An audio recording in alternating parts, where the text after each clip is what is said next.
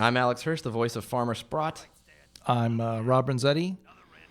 I always don't know what to say when you say you're the voice of someone because I was the voice of no one. I tried to audition for Stanford several times in several meetings. Oh my goodness. I was hoping you would cast me as Stanford, but there's a lot of Rob in Stanford. Yeah, but I never got the part, and I'm so happy I didn't because J.K. Simmons is amazing. Because J.K. Simmons is so good. Yeah. So the idea of having there be an election episode was something that I had always wanted to do. I had actually imagined in season 1 that the season finale of season 1 would be an election between Stan and Gideon. Yep. And that Gideon would win, and that Gideon for one episode would be the mayor of Gravity Falls, and that he would impose all these Dickensian standards and practices rules on Gravity Falls. We ended up going a different way, sending him to prison. And then this season I was like, how about he runs for mayor from prison? And Josh Weinstein, who's on our season, was like, that was literally an episode of The Simpsons that I wrote. I'm like, but I want an election. And at this point in the series, Gideon had just been in jail the whole season. Yeah, like, we never checked in on him. We tried hard to break us like Gideon in prison. What was it, Silence of the Hams? There was a Gideon. Yeah, I really wanted. This was a particular bugaboo of mine. I really wanted to see like Me too. A Gideon like rises through the ranks of the prison like and becomes the kingpin. and we kind of just had to skip that in just to have him be a kingpin. You know what I mean? But yeah, and you buy it because everybody loves little Gideon. Like it made sense that the prisoners would fall in love with him as well. We knew it would be funny to have Gideon in prison. We thought there was a lot of great gags that we could do in there, and we tried to crack episodes that were about that. Yeah. But we could never think of a shift in his status quo that was interesting enough to justify the time we spent there. Because we didn't want to arc him in prison. No. And without an arc, we couldn't think of a story that took us into prison. Yeah. And there was early versions of Not What He Seems involving Stan getting taken in where he's like, oh, where he ended up in prison. Maybe him and Gideon are in prison together and they have to break out. There was so many cool ideas, but we never had room for them. Yeah. And at this point in the season, I realized we've only got 5 episodes left or something, and we never came back to Gideon. And the whole reason this episode exists was just me feeling the reason Love God exists was me saying, this is our last season and we're never going to see Robbie again unless we do something. And this was me being like, this is our last chance for Gideon. Little did I know that we'd end up putting him in the first act of in the first part of Weirdmageddon. Yeah. And we ended up actually I'm glad we did. Yeah, It's that great. ended up being a good solution. Because it kind of solves something that we set up here at the end of this episode. But Yeah. also like I remember first season you being like, I don't want to overuse Gideon. Yes. That was the fear originally. And we really did not go to him that often. We kind of had him. He's a potent spice. Yeah, he was kind of the villain in 3 stories, but then he appeared in a handful of other ones. But I remember you're like, I don't want to overdo it. And part of like sending him to prison was also our like way of like saying, as writers, like saying, no, we're not going to, he's not going to be the center of season 2. He's not going to be the big villain of season 2. And things change and stakes are real. Yeah. This episode was actually a very challenging episode to write because of where it was in the season. Because, we were, at this point, we were doing post on, the first half of the season. And, I was trying to plan out the end of the entire series, Weirdmageddon. And this episode was this weird floating episode in the middle. And so I'm like, let's do an election episode. Let's check in on Gideon. If there's a way to get a little continuity, that would be great. And I remember Jeff and Josh working on this. And they came up with a lot of really great jokes. But I think there was this desire to make this more important from a continuity point of view. Right. And there was actually a version of this, which in retrospect, part of me wishes I had done.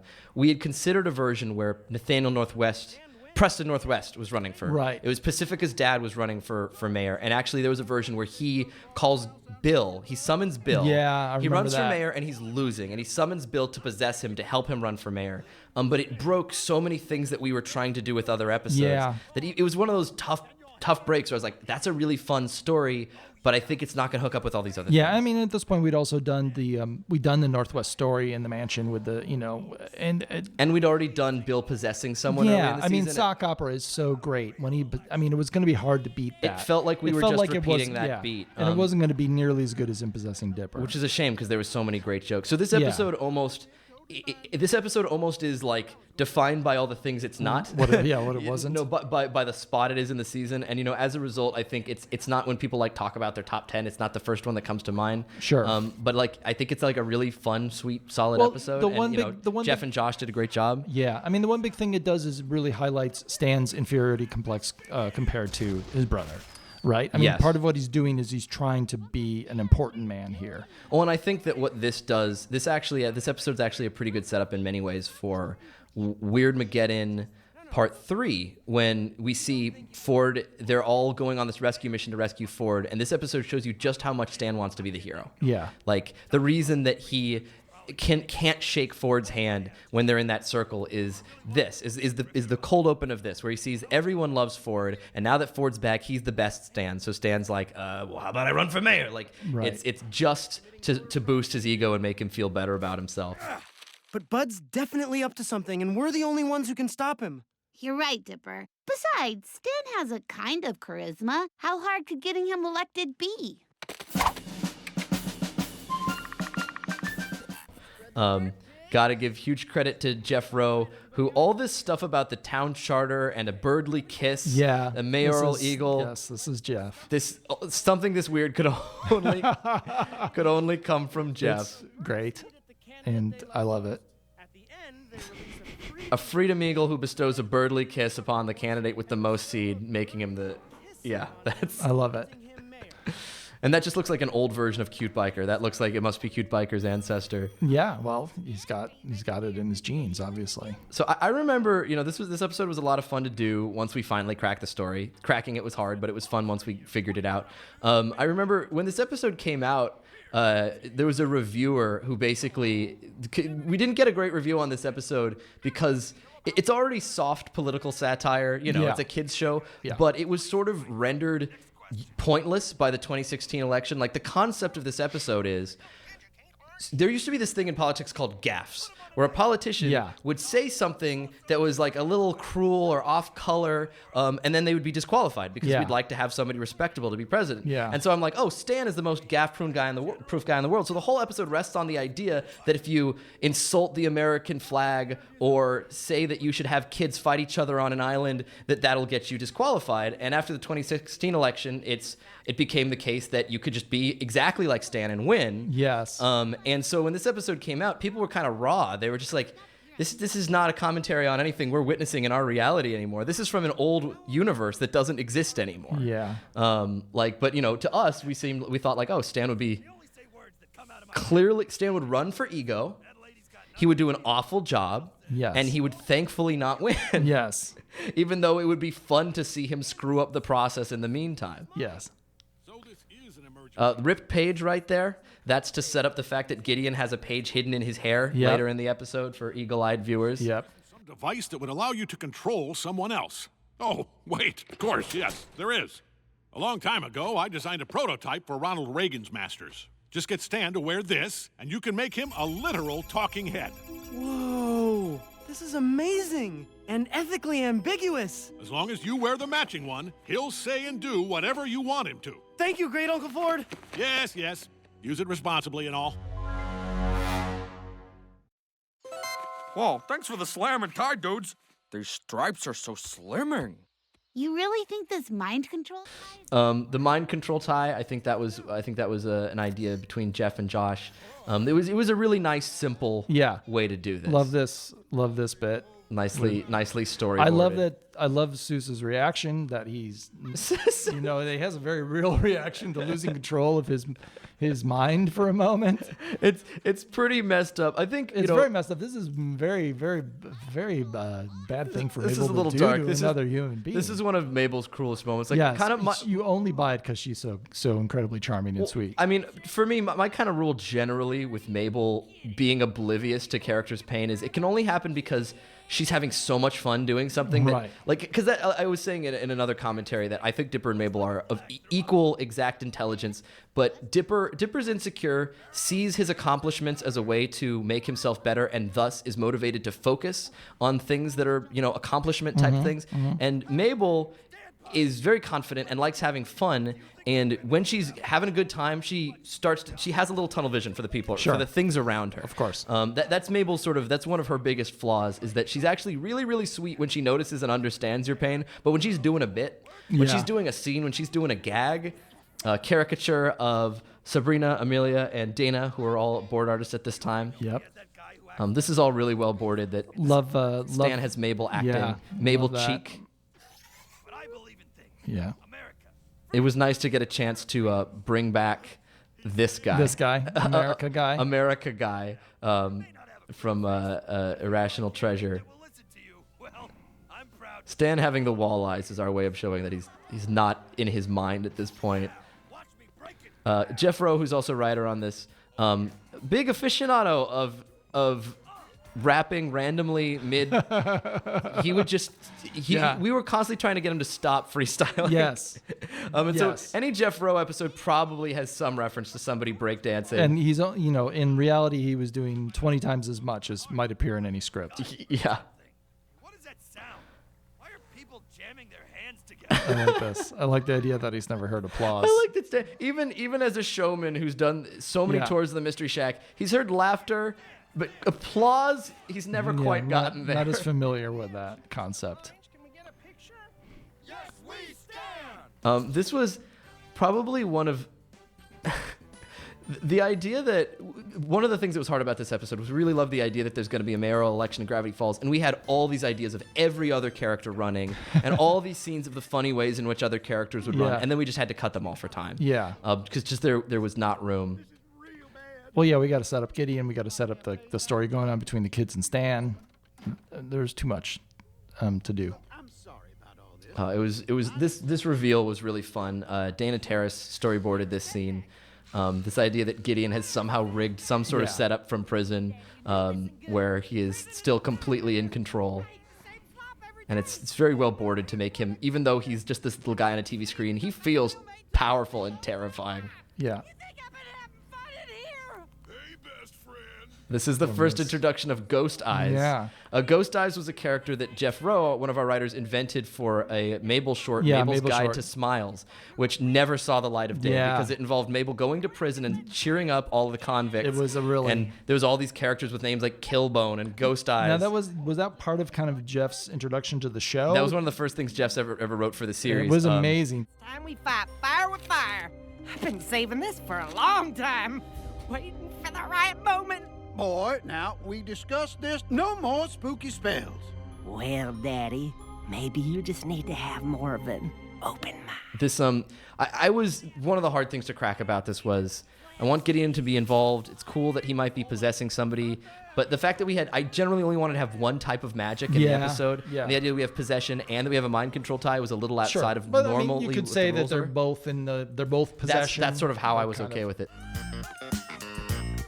Looking good, mayor candidate. Hooey, it's a guy I'm gonna vote for. Looking A-OK, Stanford. A-OK. Dad, that means so much coming from you. Hey-oh! Stan! Now just the lady. Stan's now just the ladies my age. Woof, never mind. That is Stan at his least forgivable. Yeah, it's very cruel. Like Stan he's not a good person. He comes from this kind of old Borscht Belt kind of crummy chauvinist generation. And it's a tough thing writing a character like that because you don't want to suggest that we think it's cool to be like that. At the same time, you want him to be true to our various awful grandfathers. Exactly. Yes. So I felt like for the most part, that's a plausible thing for Stan to do that you only forgive because he's not a role model. Nobody wants to be like Stan. The kids never look up. The only person who looks up to Stan is Seuss. Yes. And Seuss is enough of a comedy character that the joke is, oh, this guy thinks the worst way to live is good. Yeah. I mean, and in one point you realize why. I mean, we made it clear why Seuss looks up to Stan. He gave him his job. He gave him a father figure. He's essentially Seuss's father. You can tell that know-it-all Ford that he can keep his fancy light bulbs and magic ties. I'm gonna win this debate on my own, without any of you. Stan, wait! You can't! Oh, this is bad. If we want to beat Bud, we need another candidate, fast. What we need is And of course, Stan, who's had a life of just chaos and disappointment, the only person who would be a surrogate son to Stan is this guy here. This guy right here. But also, Seuss has the biggest heart in the world. Yeah. So, only the biggest heart in the world could forgive all of Stan's many flaws. Well, and also, if Seuss can love Stan, then maybe there's something in there worth loving. Then maybe we can too. That's a Jeff Rowe line. That always cracked me up. It's something you'll never see on the news. Is a news anchor saying this event that we've hyped up doesn't matter. Yeah. It's very much the opposite, much to all of our detriment, that everything is an amazing breaking news story. Making me very uncomfortable right now. But what's this? One new candidate. Tyler Cute Biker being one of the candidates, I got to give Josh Weinstein credit. His stump speech, education, get it. Prosperity, get it. That's Josh Weinstein, fan of the show, bringing his love into it. Yeah, I mean, again, another character that gag. was meant to be a one-note gag joke. that then became the mayor. Like, oh my God, he appears so many times. Something you thought we'd only see once, but you love it. Stan immediately launching into stimulating the economy by waging war on like Portland using antique cannons. Like, I want to watch that. I want to see that happen. Yeah. A lot of I've made several references on this commentary to just what an insufferable nerd I was in high school. And here's another one. It's a theme. I learned in high school about this guy who I think he was like a mayor or something in New York who during when Lincoln was president, he decided he wanted to take his corner of New York and secede from the Union, and if President Lincoln has a problem with this, the state of Tri-Insula will wage war against the United States of America, which is like the funniest thing to me. As a kid, like alternate history. So Tremblay kind of came from that, yeah. And just stuff like Stan wanting to wage war on other cities came from me as a kid, just thinking it was so funny, the idea of I'm just gonna secede and wage war. Love it, because it's so clearly a terrible idea. Gideon has a line here. I have to hand it to you. You've gotten a lot more evil since I last saw you. That's sort of Gideon calling out the fact that Dipper and Mabel are not super moral in this episode. They've got a good rationale, but they're pretty cavalier about the people they're controlling. It was so great to have Thurup back because we hadn't had Gideon in a really long time, and he always brings so much to this character. Yeah. You'll never get away with this, you creepy little dork. Oh, I'd be happy to spare you, mate. This scene right here was actually a very late retake. Yeah, I remember. We added new animation and paid for new animation to add this later in the game because when we were finishing up this episode, at this point we had written Weird Mageddon Part 1, and we realized that he does still hold a candle for Mabel. And we gotta and we keep were that like, alive. he was gonna blow Mabel up. Yeah. So we had to suggest, no, he still has a crush on Mabel. He's just a psychopath. Yeah. Say hello to the next mayor of Gravity Falls, kids. I remember one time at a convention, I had a little girl ask me a question. After during the Q&A, she asked about, Gideon has a crush on Mabel, but he's mean. Why does he like her if he's mean? And sort of, it was such a sweet, innocent question. And kind of the answer that I gave is, sometimes in life, people handle their emotions wrong and they're mean to you. And when they act like that, you should act like Mabel and tell them to get the heck away from you. Yeah. There are people like this, and great they are life the lessons. worst possible people, and don't give them any patience at all. Listen, everybody, this debate is over. I gotta go save my family. Those are just some demolition dummies. Nothing to see here. Can it, Gleeful? This is another Jeff Rose special. The idea of Stan ripping off for no good reason. and punching birds and calling them terror birds. That was one of the great things about having Jeff Rowe on this show was a lot of the most absurd gags. He would bring that. And it's always heartwarming to see Stan be the hero. Yeah, and especially when he's saving the kids. Especially after the way they've treated him in this episode. I mean, they were right that he would lose. He was being arrogant. No, he definitely would have lost. But they were definitely going a little mad with power with that mind control tie. I can still drop you, you know. That's the key to writing Stan, is even when he's sweet, he still has to threaten to murder his niece and nephew. No. So I would, in another parallel universe where we were doing a bunch of different episodes and had a completely different canon, I would have thought it would have been interesting to see Stan as a mayor for maybe one episode before it all falls apart. Sure. But for what we were planning, again, we knew that we were ending the series and Stan being a mayor was not going to help us out. Yeah, so we didn't have time. it was not hard to think of a reason that Stan could win and then have it be invalidated. I had a really fun time writing all of the crimes. That's just a list I wrote late at night of pug trafficking, llama-cide, just the dumbest things I could possibly think of. Yes, he murdered a llama at some point. Here it is. I think, was it Dana who storyboarded this? Or Sabrina? Remember. I'm so sorry. Whichever storyboard. Oh, it was Sabrina. You did a great job. Thank you. No, it was Dana. Whichever one of you. Good job. We had so many. They both did a good job. Well, we would have multiple artists on each episode, and then we'd have them sometimes do revisions on each other's boards. Yeah. So you'd have one It section. got complicated. Yeah. Pines loses. What? Despite winning an overwhelming 95% of the vote, election officials had to... I do believe that the citizens of Gravity Falls would... This was another thing that was that's completely obsolete. The idea that revealing crimes about a politician would get them run out of office. Like, now it's just an asset. But at the time, we actually believed in laws. Back in the day. Due to this shocking development, it would appear the mayorship passes to the... This is the first time we hear his actual name. Tyler Cutebaker. So his original name in there was Cute Biker. Yes. And then he became Tyler because of Tyler Chen. We named him Tyler after a storyboard artist who came up with him. And then at this point, he was Tyler Cutebaker. There's a lot of weird stuff in there. Freeze frame it. Be amazed at Stan's the degree of his awfulness. Yeah, I mean the whole. I think you're right, Rob. I do think the value of this episode is that we're learning just how important it is that he's seen as, at this point, the kids have become his surrogate family. At the beginning of the show, they were just kind of a little nuisance, and then he kind of tried out getting the family from them that he never got from his brother, and the idea that he would lose them to his brother is his greatest nightmare. And the only way he can really express that is in trying to be impressive to them and trying to be his brother's rival. Yeah. This is great. Gives you just a hint of Gideon's life in prison. Yeah, we never got that full episode, but we got the sense that he's made a lot of friends. And they all love him. Yeah. They're willing to do anything for him. And here's your continuity. A little nod to the idea right that at the end. If Bill's going to take over, Gideon wants to be back on his good side. There you go.